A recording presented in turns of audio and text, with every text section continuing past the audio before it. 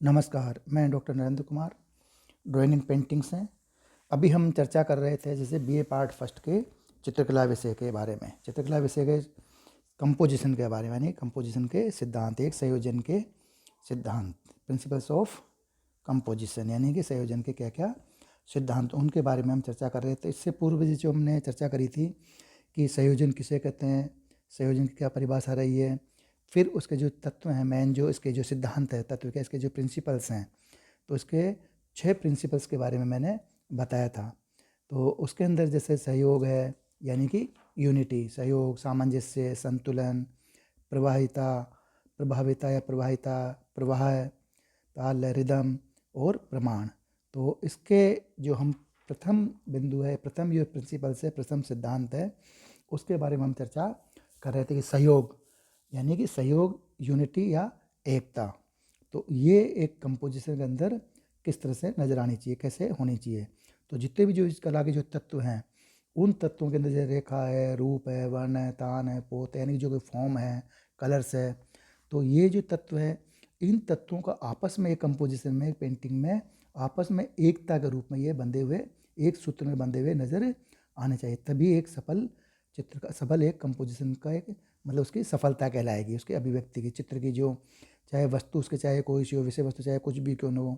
तो उसके जो सफल अभिव्यक्ति के लिए सहयोग की उपस्थिति आवश्यक। और सहयोग किसी चीज़ का, जो चित्रकला जो तत्व है, चाहे वो रेखा का हो, चाहे वो कलर्स का हो, चाहे वो फॉर्म का हो, चाहे वो टेक्सचर्स का हो, तो ये सारे अलग अलग उसमें पेंटिंग्स में, उस कंपोजिशन में अलग अलग, उस स्पेस में अलग अलग कोनों में नज़र नहीं आके एकता के सूत्र में बंधे हुए, चाहे वो कलर्स के रूप में हो, चाहे उसको रेखा के रूप में हो, चाहे टेक्सचर्स के रूप में हो, वो सब आपस में एक दूसरे से मिले हुए नज़र आनी चाहिए। तभी वो उसका आनंद आएगा, उसका सृजनात्मकता उसकी जो सफल होगी उस कंपोजिशन की। तो चित्र के लिए चाहे मैंने बताया जैसे कि विषय विषय वस्तु चाहे कुछ भी करूँ, उसकी सफल अभिव्यक्ति के लिए सहयोग की उपस्थिति आवश्यक है। अब सहयोग अथवा एकता का क्या स्वरूप होना चाहिए। तो कला रचना में जैसे सहयोग की स्थिति विचार के स्तर से प्रारंभ होती है कि हमारे क्या थॉट्स हैं, क्या विचार है, क्या फीलिंग्स हैं। तो विचार के स्तर से प्रारंभ होती है, अर्थात जो दिखाई दे रहा है वही मानसिक तथा कलात्मक गठन का प्रतीक है। इस प्रकार दृष्टिकोण ही संयोजन का प्रथम लक्ष्य है, यानी कि हमारा क्या दृष्टिकोण है, उस कंपोजिशन में हम क्या चीज़ करना चाह रहे हैं, क्या बनाना चाह रहे हैं, क्या। तो प्लेटो के अनुसार, जैसे प्लेटो के जिस कहता है विचार रचनाकार के माध्यम से स्थूल स्वरूप ग्रहण करता है, और अपने विचार के रूपांतरण के क्रम में रचनाकार कला तत्वों को इस प्रकार समायोजित करता है कि विचार की अभिव्यक्ति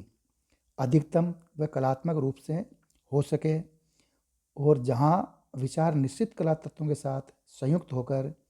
अभिव्यक्त हो, वहीं एकता की स्थिति कही जानी चाहिए, यानी कि जो हमारी दृष्टि को भी आकर्षक लगे। तो सहयोग अथवा एकता का क्या स्वरूप होता है, तो उसके बारे में जैसे बताया गया कि ये सारा सबसे पहले कहाँ से निकलता है, ये हमारे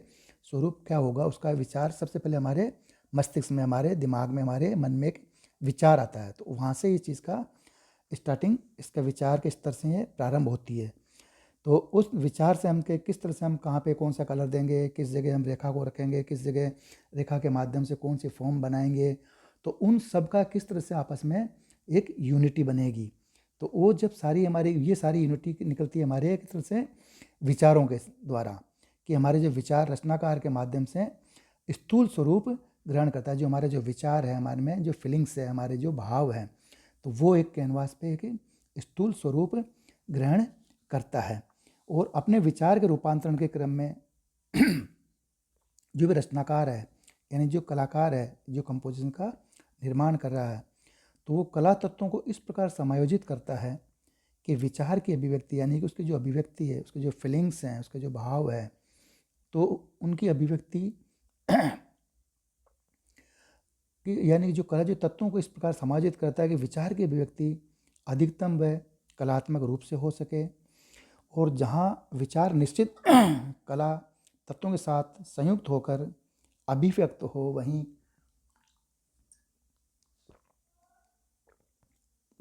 वहीं जैसे अभिव्यक्त हो,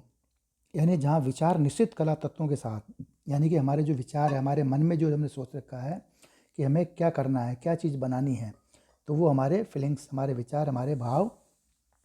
तो वो सारे भाव जो हमारे जो निश्चित तत्व हैं, उन तत्वों के साथ संयुक्त होकर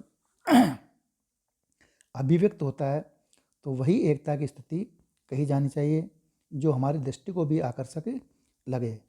और कलाकार अपने माध्यम के तत्वों का, जैसे संगीतकार स्वरों का, कवि शब्दों का, और नर्तक देह भंगिमा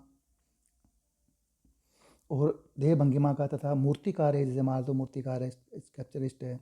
वह पत्थर अथवा मिट्टी आदि के परिमाण का। तो यहाँ पे चित्रकार चित्र के तत्वों, रेखा, रूप, वर्ण, रेखा, रूप या रंग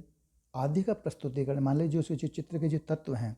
जो मैंने बताया था कि जैसे रेखा, रूप, वर्ण, पोतांद और अंतराल, तो यहाँ में यानी कि या इसमें जो प्रमुख है वो जैसे रेखा है, रंग है और रूप यानी कि जो फॉर्म, तो इनका प्रस्तुतिकरण इस प्रकार करता है कि उसमें एक के प्रभाव उत्पन्न, मतलब उनमें सब एकता नज़र आए। तो यानी जो रेखा है, रूप है, फॉर्म है, इन सबको इस तरह से प्रस्तुत करता है एक चित्रकार अपने तत्वों को,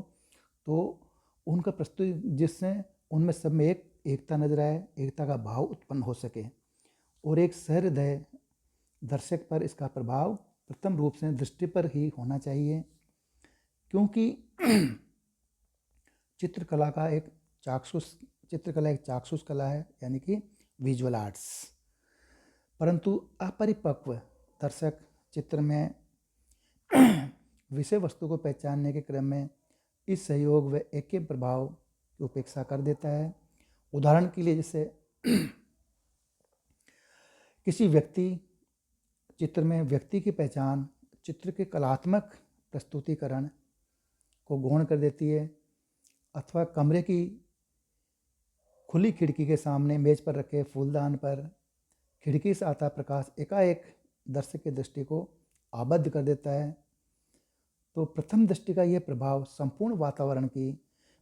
कलात्मकता को खत्म कर सकता है। यदि हम फूलों की जाति और उसके अन्य रूपाकारों में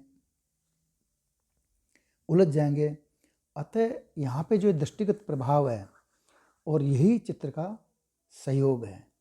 और दृश्य रूप ही आकर्षण का आधार है। तो इसलिए कलाकार दृश्य रूप की, यानी जो दृश्य है, दृश्य रूप की कलात्मकता को या कलात्मकता से आकर्षित होकर सफल सृजन कर सकता है। दृष्टिगत सहयोग के अभाव में विषय वस्तु अथवा विचार उच्च होने पर भी श्रेष्ठ चित्र का निर्माण नहीं हो सकता। तो यहाँ पर ये ध्यान देने योग्य बातें हैं कि जैसे एक मूर्तिकार, एक संगीतकार है, तो वो अपने स्वरों के माध्यम से एक कंपोजिशन बनाता है, उसको जो अपना पेंटिंग है या जो गाना है तो उसको नचता करता है। उसके लिए उसके कितने रूपों, जैसे कोई राइटर राइटर लिखने का काम करता है, उसके अंदर फिर कौन सा वाद्य है, किस वाद्य को कितना रूप देना है, तो कौन से उसको अलग अलग, तो ये एक संगीतकार अपने स्वरों के साथ साथ में, अपने विचारों के साथ साथ में उन चीज़ों को वो अपना देता रहता है। उसी प्रकार एक कवि है, तो कवि अपने शब्दों के माध्यम से वो एक कंपोजिशन का एक निर्माण करता है। तो उसमें कौन से शब्द कहाँ यूज करने हैं, किस भाव के साथ यूज करने हैं। उसी तरह एक नर्तक है, जैसे मान लो जो नाचने वाले हैं, नर्तक है, तो वो अपने देह, शरीर है, उसके भंगिमा के द्वारा वो अपने अपने भावों को अपनी उसको प्रकट करेगा। तो उसी प्रकार एक मूर्तिकार है, वो अपने पत्थर या मिट्टी तो आदि के जो परिमाण का उसके अनुसार करेगा। तो किस तरह से, मानो कौन सी साइज की उसको मूर्ति बनानी है, तो उस मूर्ति के क्या भाव है, किस सब्जेक्ट की है, क्या किसके आधार पर किस व्यक्ति के बना रहा है, तो उन सभी के अंदर वो अपने अपने जो औजार से किस जगह कितना पोर्शन रखना है, उन सबको एक साथ मिलेकर सारे तत्वों को लेता हुआ वो उसको कंपोज करेगा। तो इसी प्रकार जैसे एक चित्रकार है, तो चित्रकार जो चित्र के जो तत्व हैं, जिनमें जैसे मैंने बताया रेखा है, रूप है, रंग है, तो इनका जो प्रस्तुतिकरण इस प्रकार करता है कि उसमें एकता के भाव उत्पन्न हो सके, और एक सहृदय दर्शक पर इसका प्रभाव प्रथम रूप से, यानी जो भी दर्शक है, देखने वाला है, उसका सहृदय दर्शक उसका प्रभाव प्रथम रूप से दृष्टि पर ही होना चाहिए, क्योंकि चित्रकला एक, जैसे मैंने बताया, चाक्षुष कला एक विजुअल आर्ट है। और यदि इसमें अपरिपक्व दर्शक चित्र में विषय वस्तु को, यानी जो उसका सब्जेक्ट है, उस विषय वस्तु को पहचानने के क्रम में सहयोग या एकता के प्रभाव की उपेक्षा कर देता है। उदाहरण के लिए जैसे मान लो कोई भी व्यक्ति चित्र की जो पहचान है, चित्र के जो कलात्मक प्रस्तुतिकरण को गौण कर देती है, अथवा कमरे की, जैसे मान लो कोई खुली खिड़की के सामने मेज पर कोई फूलदान रखा हुआ है, पर खिड़की से आता प्रकाश एकाएक दर्शक की दृष्टि को आबद्ध कर देता है, यानी कि रोक देता है। अतः प्रथम दृष्टि का ये प्रभाव, यानी जो प्रथम जो दृष्टि से किसी पेंटिंग को हम देखते हैं, तो प्रथम दृष्टि देखते ही जो प्रभाव पड़ता है उसके देखते हमारी जो भी दृष्टि पड़ती है उसके ऊपर, किसी चीज़ पे या पेंटिंग पे या जो भी दृष्टि पे भी, तो ये कहते हैं जो प्रथम दृष्टि का प्रभाव इस संपूर्ण वातावरण की कलात्मकता को ख़त्म कर सकता है। यदि हम फूलों की जाति और उसके अन्य रूपाकारों में उलझ जाएंगे, अतः ये जो दृष्टिगत प्रभाव है यही चित्र का सहयोग है और दृश्य रूप ही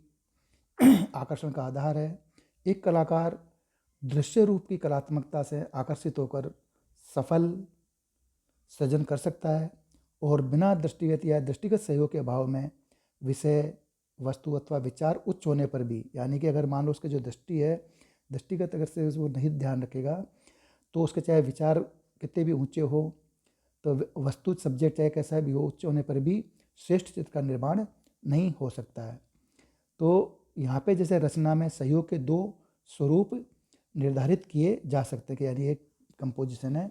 उस कंपोजिशन में या जो रचना है या जो फिगर है या जो कंपोजिशन या पेंटिंग्स है, जो भी है, जो आकार है, तो उसके अंदर सहयोग के जो दो स्वरूप निर्धारित किए जा सकते हैं। जैसे पहला है सक्रिय सहयोग और दूसरा है निष्क्रिय सहयोग। तो इसके बारे में हम आगे वाले में चर्चा करेंगे। धन्यवाद।